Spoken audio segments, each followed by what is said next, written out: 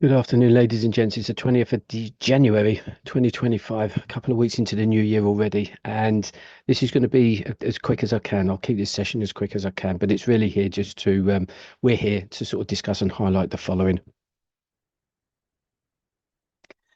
I'm finding now that there's a lot of misinformation out there being consumed by the masses. But on top of that, I'm seeing a lot of let's say a lot more news and information presented on the public domain, especially through these social media platforms and online news feeds about all kinds of events happening off of the battlefield and in other countries across the world.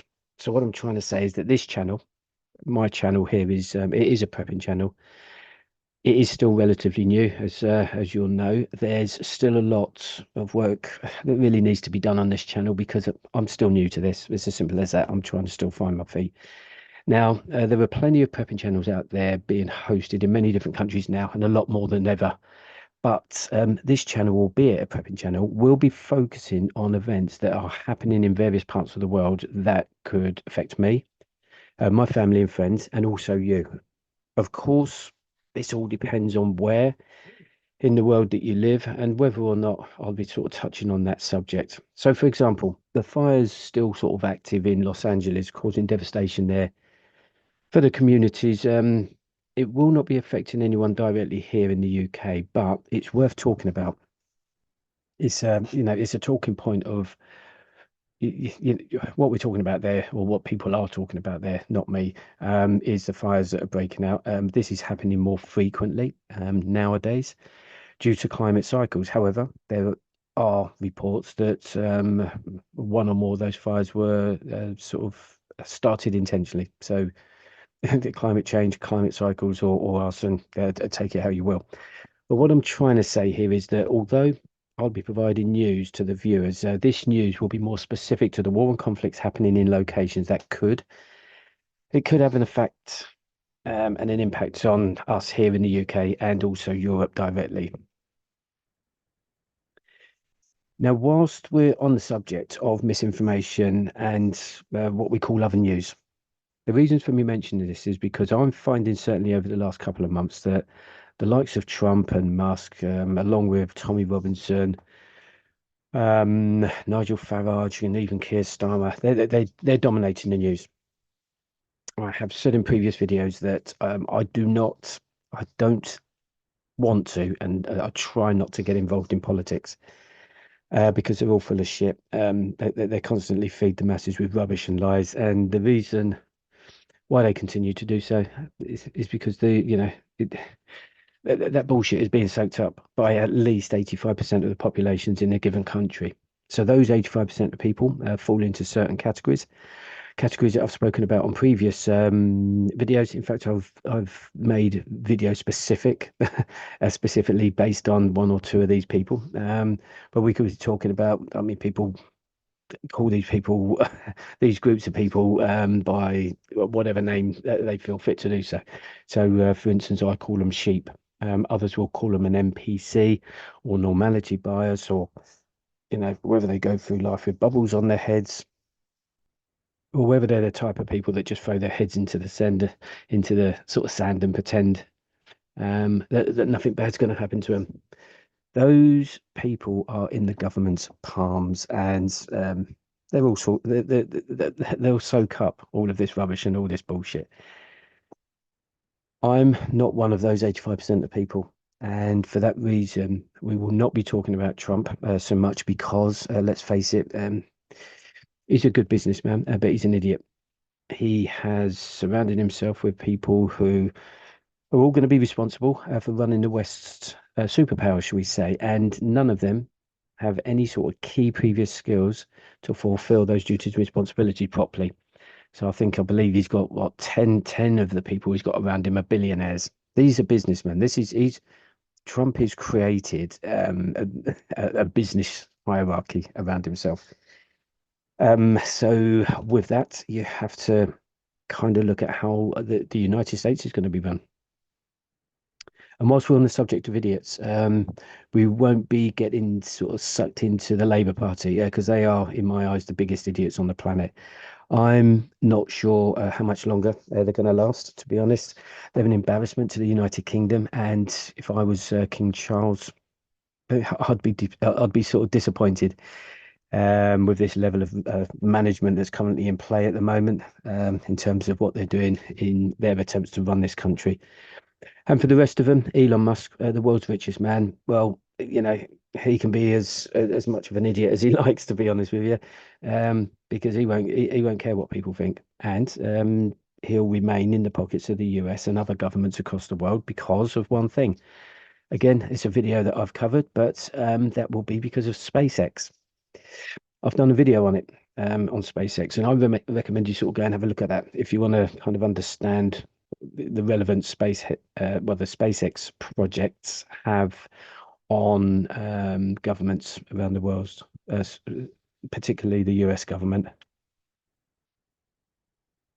Farage and who was the other one? Oh, Tommy Robinson. Yeah, fighting against immigration in the most part. And I wasn't going to mention it, but I will. As I've done on previous videos, it doesn't matter what you and I think about immigration. It's been happening for thousands of years. It will continue to do so. The difference, although I'm not sure if this is a difference, but today governments are orchestrating the movement of human beings across their borders or across their own sort of borders, shall we say. And you can believe what you like, but this is happening, and this is the reason why.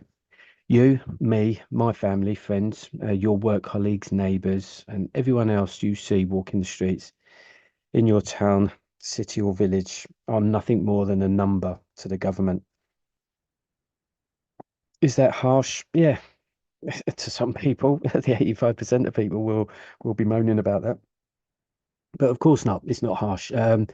It is the government's job to keep the engine running, that being the country. See, the engine cannot run without fuel, and the fuel for every country is tax. And that's it. That's all I'm going to kind of say on that subject. Each and every one of you out there, though, are expected to contribute to the pot, to be paying tax into the engine, because without it, the engine stops running.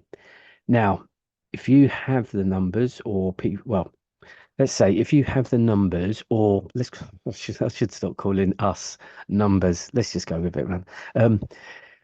Or people, right? If you've got people not working, then that's a problem. If there are people taking money out of the pot instead of putting it in, then there's also an issue. If you have too many lazy bastards pretending to be sick and or have, I don't know, other bullshit reasons for not working, then that's a problem. And I know this is going to sound even harsher, but even the older generation who have lived their lives paying into the pot for the most part are now a problem. Not to us, but to the government. I mentioned this in the last video, and I'll mention it again. The government are pulling around 1.1 trillion. This is the UK government I'm talking about, guys. 1.1 trillion from tax receipts each year, and 285 billion of that goes out to people in the UK on benefits. Yeah, that's right. A quarter of that yearly income from tax goes back out paying for benefits, and that is why countries, or certainly this country, will allow the movement of immigrants into the country. So, those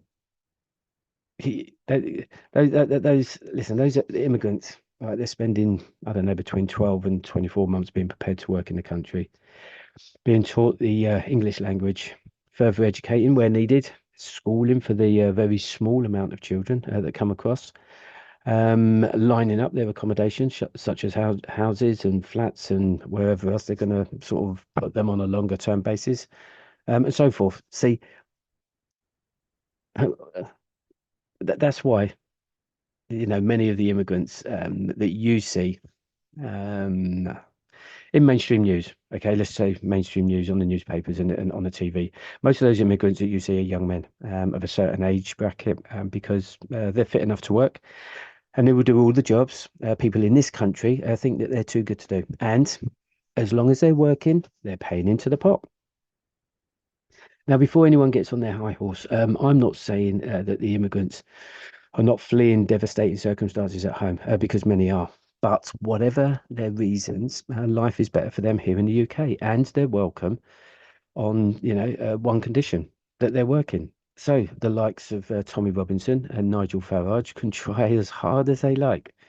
They can stir up whatever they want, and you can like it or loathe it, but they will not be changing that system, a system of human trafficking into this country, because without it, the UK engine fails. So, guys, the point I'm trying to get across here is I will try not to waste your time on such news feeds and events. Any unnecessary political bullshit and problems that the mainstream media and social media platforms seem to be fueling the masses with. I haven't got time for that. The whole purpose of this channel is to provide you with information based on potential threats to the UK that are looming, they're on the horizon. I'm only interested in those events that put me, my loved ones, and you guys in danger. So moving on, slightly off track there. That's it. I don't want to be talking about the politics and all that shit anymore in any other videos. I'll try my best. It's just hard and it's difficult because they're the ones that are making all the silly decisions. But the other reason for me saying this is because I've been spending some time actually over the last, let's say, 4 weeks, listening to NATO representatives at different conferences that are being held, of which there were a lot of conferences being held over the last few months. They're talking about the threats closest to me here in the UK, and that is the Russian invasion into Ukraine. I've been saying this since the invasion happened, that we, as in Europe, that is, because we better be taking note of what's happening there. Putin has done it before and he will do it again. If he is not stopped, we're in trouble. And I think we're at a stage now where he's not going to stop. He said he's not going to stop. He's got an agenda and that's it. See, the NATO alliance are concerned about this. They're concerned what has and continues to sort of happen in Ukraine at the moment. They clearly state their concerns, and they back this up by sort of strongly informing sort of people at these conferences, right? So what I'm trying to say is I'm listening to these conferences, and only the message that they get across is made public, and then they obviously go back office and speak business. But what I'm trying to say is, when I listen to these guys, I'm concerned. I can see concern on their faces, and they're not beating around the bush. They're telling you exactly what the concern is and what they're going to do about it. And since I've been sort of, well, since I've been watching these NATO conferences over the last 4 weeks, it's kind of taken me away from some of the channels out there, and some of the it's not that it's bullshit. Okay, there's some good channels out there, and they're covering all sorts of news, but it's news that it's irrelevant to me personally, and it's taken me away. It's distracting me. Actually, it's distracting me from the threat that's that's in our back gardens potentially. What I'm going to do, listen, let me just give you an example of what we're going to. I'm going to put up a quick video. It's about 20 seconds or so. It's an opening speech from the Secretary General of NATO. He's new. He's just taken the place of the old, and I just want you to sort of listen to what he's saying. Let me just throw this up quickly. Um,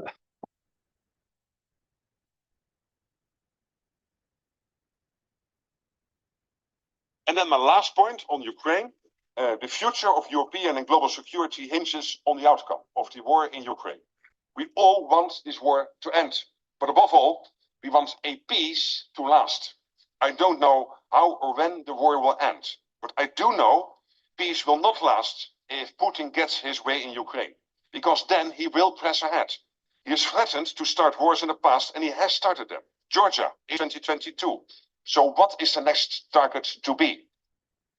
Peace will not last if war ends with a deal where Putin, Xi Jinping, Kim Jong-un and the regime in Tehran are high-fiving each other, feeling empowered. A deal in Ukraine that serves their interests paves the way to global instability. So I'm convinced that peace can only last if Ukraine comes to the table from a position of strength.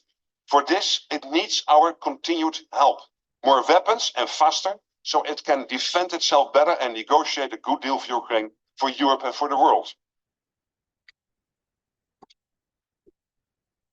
So what I'll do, so I'm gonna there was a quick there's a few sentences there, but the things that I want to point out is this.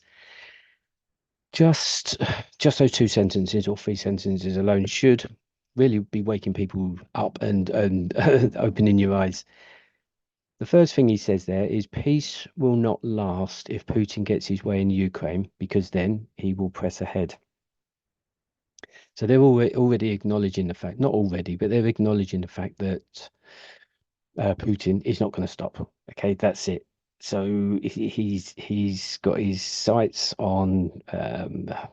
He would like to take the whole of Ukraine. I don't see that happening. But there are other countries that he's got his sights on that would probably be a lot easier to overrun than the Ukraine war has been. He's threatened to start wars in the past, and he has started them. So that was in Georgia in 2008, Ukraine, Crimea in 2014, and then again in 2022, which is the war that we're talking about currently. So what is his next target to be? So NATO are expecting him to carry on and push on. So with that, they've had to plan for such scenarios. And then he says, this is M. Rutt, actually. Sorry, I forgot his name at the beginning, but M. Rutt is the new Secretary General of NATO. He then says, peace will not last if the war ends with a deal where Putin, Xi Jinping, Kim Jong-un, and the regime of Tehran are high-fiving each other, feeling empowered. So we're not just talking about Putin. We're talking about those Eastern nations coming together, and they're out to take over the West, or they're out to, anyway. What I'm not even going to speculate. Let's forget about that. But what I'm trying to say is, I'm listening to these guys as opposed to some of the BS that's out there on the social media platforms is basically what I'm saying. These conferences are full of, sort of brigadiers and generals and high-ranking people, and they're not necessarily politicians. However, they, that one's the European Parliament. So he's given a speech at the European Parliament. So he's amongst some politicians, should we say? But what I'm trying to say is he's telling you exactly how it is. You can take that how you like, actually, guys. I'm just telling you what I think and what I'm going to be listening to. It's not to say that that's it. I'm going to drop all, the channels that I've been listening to, but I'm going to pay a bit more attention to what these guys are saying. Anyway, let me just get that off the screen. And I just wanted to get that out there. But NATO also warning this week that Russia have been and is still continuing to sort of ramp up its efforts to destabilize NATO in what they call a hybrid warfare. This means that they're trying to dredge up more undersea cables in the Baltic Sea because countries. And if you don't understand the significance of these actions, actually, let me just explain. Many undersea cables are there to allow, let's say, the flow of data in the form of internet packets, and includes trillions of pounds or euros or whatever dollars of financial transactions between banks and businesses across Europe each day. This is trillions each day. So whilst they're trying to sabotage these cables, you can imagine the severing of those cables, what that would cause in terms of business and economies in Europe, the destabilization attempts, that's what this is. These cables are also providing assets to other parts of the critical infrastructure in the form of power. Those cables are going to be providing data for telecommunications and other utilities. And those services, critical infrastructure, are being, supplied to neighboring countries. And what's also concerning with this level of sabotage is that these are joint operations between Russia, China, and others in the East. So, like the Secretary General just raised there, talking about Xi Jinping in China, Putin in Russia, Kim Jong-un in North Korea, and also the regime in Tehran. So that's Iran. There are also cyber attacks happening on critical infrastructure now on a daily basis. So that's targeting when I say our, I'm talking about the UK, but 100% this is happening right across Europe at the moment, and also the US. But they're targeting electricity, financial banking, water, gas, and other utility and sort of service providers. And on top of that, there's planned assassination attempts being foiled across Europe by all sorts of sort of secret services at the moment. Assassination attempts on key high-ranking and government personnel conducted by the Russians, again, the Chinese, the North Koreans, and others. So this hybrid war is just the start of it. So although we're hearing, all of the reports of the conventional war on the ground in Russia and Ukraine, this is the hybrid war that's happening against NATO directly. So if anyone out there is telling you that NATO isn't involved and we're not likely to get involved, ladies and gents, we're already involved. Okay, we were involved, but certainly back in February of 2022, if not before that. And just to add to this, um, we have a Russian, oh, well, apparently there's Russians massing hundreds of thousands of troops in Kaliningrad. Belarus building fortifications and trenches on its border with Lithuania. And German intelligence is actually confirming this week, or was it last week? Sorry, last week, that Russia are moving towards a strike on NATO, so triggering a conventional war in Europe. But that's based on German intelligence. We're also going to hear these numbers. Troop numbers are said to be between 300 to 500,000 Russian soldiers in Kaliningrad at the moment, which without a doubt deserves looking at. See, Kaliningrad is it's a very small piece of Russian territory. It's on the Baltic Sea and it's sandwiched between Lithuania and Poland. And there's a 65-kilometer, there's like a gap between Kaliningrad and Belarus. So and that's 65 kilometers. You can see that on the screen. That's the red line that's depicted here. So Kaliningrad here, Belarus there, Poland there, Lithuania, as you can see. And those two are joined together by landscape. It's like a landscape artery, should we say, meaning that there's a small corridor, but probably better labelled as a choke point. So NATO are classing this or labelling this as a choke point at the moment. Strategically, Kaliningrad is finished before it's even started, even if it's got 500,000 Russian troops there. And Kaliningrad is completely surrounded by NATO states, has a coastline with the Baltic Sea that Russia have no control over, and therefore not a viable supply route for those troops that are going to end up sort of stuck in Kaliningrad. It's joined to Belarus by that 65K sliver of land, shall we call it, better presented as a highway. It's like a path. It's like let's call it a highway. And for NATO, Kaliningrad will be, in my view, one of the first targets on its list when the conflict spills over into Europe. The NATO advantage here in terms of troop numbers by far outweighs the Russians. The alliance has increased its NATO response force deployments in the Eastern European sort of alliance part of NATO, and the combined militaries of all NATO members includes around about 3.5 million soldiers and personnel. So Russia's advantage over NATO, if we were to exclude the US, it would be their dominance in the ownership of nuclear weapons. Include the US and Russia are blown out of the water. It's as simple as. So in terms of military power or a fight between NATO and Russia, the latter loses. And let's not forget that Russia have already lost 850,000 troops to this war already, whereas NATO haven't even started yet. And the same goes for the military assets. Although NATO have been feeding, sort of large volumes of military assets into Ukraine over the last few years, and this is a big but, NATO, in part, have been strategically planning operations, believe it or not, against Russia without the US. If that situation arose, then that would shed a different light on the conflict, shall we say. Let's, to be fair, the US aren't either pulling out of NATO or aren't going to back NATO or aren't going to, support or continue supporting, this conflict and Ukraine and everything else that's happening in Europe at the moment. Trump might be, working towards some kind of peace deal and some kind of negotiations and stuff like that. I'm just trying to look at the options. What sort of options can he present on that negotiation table? I've just listened to that Secretary General. If we let Putin keep that land, then they've won.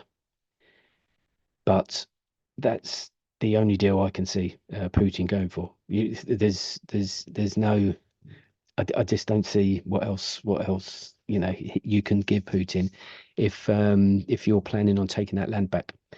So those negotiations are going to be tough for all involved. So, like I say, I'm not going to talk about it. I'm not there, if in fact they even happen. But remember, NATO still boasts 1.5 million troops on the ground. Without the US, NATO's strength resides in its ability to leverage cutting-edge technology and integrated systems and command structures to conduct operations adaptably on the battlefield, rapidly changing circumstances. So, in contrast to Russia, the most critical area in which I'll say NATO excels is combined arms operations. Such operations involve using different military branches to achieve, a shared objective, and that's it. However, despite these strengths, and NATO without the US would suffer significantly operationally, I would say. It would present operational handicaps. As things stand today, the alliance heavily relies on the United States for crucial capabilities such as operational intelligence, air-to-air refueling, missile defense, and more. They've got the biggest, well, not the biggest, but they're the superpower, and the military is huge. And the strategic significance of the US nuclear umbrella cannot be overstated either. So without it, Europeans' sort of nuclear deterrence relies on just us here in the UK or Britain and France. So that's it, really. In NATO, it'll just be Britain and France's strategic systems, which, while capable, don't match the comprehensive coverage provided by the US. So that's it. Long story short, um, this is up to you. I'm not here to tell you what to do. But let me make this suggestion: stop listening to all of that rubbish falling out the mouths of these politicians. Um, Stop being sucked into these events that are not a threat to you, and they won't affect you. If you're a prepper or wanting to be a prepper, then you'll need to sort of cancel out some of that information that's out there, which will only sort of deflect you from what you need to be doing. So I'm talking from a prepping perspective. To conclude and finish off, guys, NATO are preparing for war with Russia and have been for a long time now. America are preparing for war with Iran, and the West are keeping a very close eye on and preparing for a possible war with China.